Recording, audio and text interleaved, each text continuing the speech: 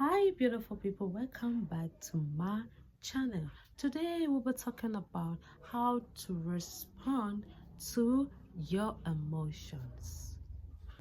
You see, when somebody disrespects you and leave you and stop valuing you, your natural reaction is to act up and block them, to give them attention or to beg them to stay because you're afraid to lose them. But both of all those moves, they do one thing: they give away your strength.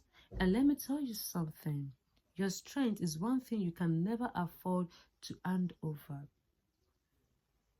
Ladies and gentlemen, let's talk about something that can change the whole thing of your life. If you truly believe and understand, stop reacting emotionally and stop responding with self-control. See, most people out here are walking around like a load of guns ready to trigger. Somebody said the wrong thing, they explode. Somebody ignore them, they get desperate. Somebody leave them or red, they lose sleep over. But the truth is, every time you react like that, you're giving your strength away. You're letting somebody else who might not even care about your well-being control your emotion, your mood, your mind, and your peace. And that is the fastest way to stay stuck. When you react emotionally, you're not thinking about the big picture. You're only thinking about that moment. Your pride, your ego, the feelings being hurt, so you block them. You send them text message, you call them, you've cried, you scream, you beg.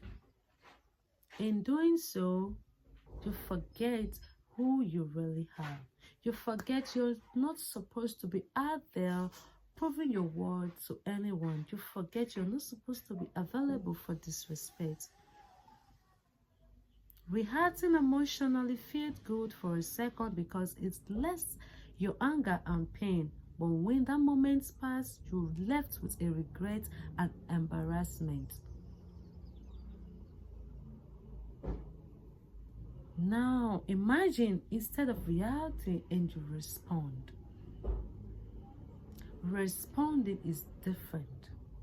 Responding is about self-control, is about pausing, breathing, and deciding, is this thing really worth my energy? When you respond with control, you become unpredictable. And unpredictable people are very powerful because then they move when somebody pushes them. They move only when they decide to. That's real strength. That's real confidence. That's the kind of energy that make people and sit down and pay attention to you because they can't shake you, they can't break you, they can't get inside your head because you've locked the door. See, let me tell you something. Your peace is your responsibility. Your emotional is your responsibility. And no one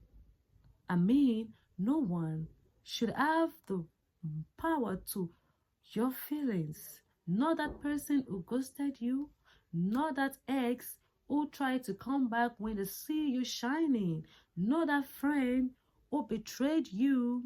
You got to take that control back. Because the moment you do, the moment you stop reacting like everybody else, you start rising above. You start rising above. And people will notice when they cannot longer get into you. That's when they start to respect you. That's when they start to question what's changed about you. But more importantly, that's when you start to respect yourself. When you practice self-control, you're not suppressing your emotion, you're mastering them. You say to yourself, I feel this pain, this hunger, this sadness, but I refuse to let it dictate my actions. You give yourself the space to process, to heal, and come back stronger. Instead of digging a hole with the positive reactions. See, let me tell you something. That space you create for yourself is where your growth happen. That's when you level up mentally, spiritually. That's where you build your empire. Not in desperation, but in discipline. For the next time somebody tries to shake you, remember this. Your reaction is your power. Don't give it away for free. Don't let temporary feelings lead you to permanent mistake. Stay focused, hold your head up, keep your head steady, and choose to respond, not react, because the person who controls their emotions control the world. The person who controls their emotions control their future. And the person who controls their emotions, that person is unstoppable. See, let me tell you something. Blocking them or begging, both of them are just different way to give them your power. When you block someone, it feels strong, and the moment you feel like you've cut them off, you shut them out. But when you look closer, most of the time, it's an emotional reaction. You're blocking because you want them to notice. You want them to feel your asset. You want them to miss you. And right then, without even realizing, you've hand over your power to them, because now your peace depend on whether they care. Your mood depend on whether they react the way you want them to. No. That's not power. That's bondage. The same go for begging. Begging is the latest way to tell somebody you've forgotten your own word. It's just like you say, I'll do anything just to keep you. And every time you say that, whether with words or action, you shrink a little bit inside of you. You move further and further away from your own dignity. You become smaller in their eyes and even become smaller in your own eyes. And let me tell you something. Nobody ever respect what's desperate. So when you beg, you push them further away. When you block them out of hunger or pain, you show them they still control you.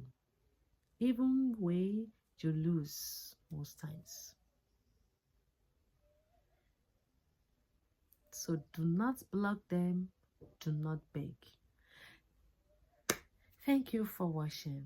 In case this is the first time of you coming across my video, please do not forget to like, comment, and share. Above all, subscribe.